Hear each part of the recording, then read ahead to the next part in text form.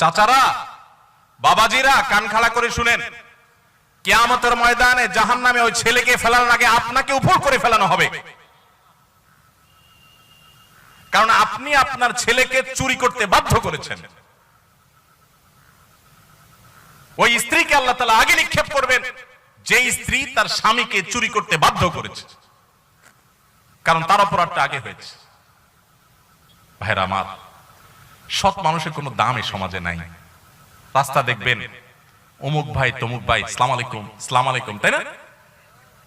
কিন্তু সৎ মানুষ 2 নম্বর পথে টাকা কামাই করে না। এলাকা, প্রত্যেকটা এলাকাতে কিন্তু কম বেশি সৎ মানুষ আছে। সরকারি বেসরকারি চাকরি করছেন বিভিন্ন ক্ষেত্রে সৎ আছে না? বহু লোক এলাকাবাসী কিন্তু চিনে কে সৎ কে অসৎ, তাই না? বেশিরভাগ ক্ষেত্রে চিনে। এই সৎ মানুষদের কোনো দাম, আরে অন্য কোথাও তো দাম নাই, দাম নাই। এই যে মাহফিলে, মাহফিলের মঞ্চেও দাম নাই।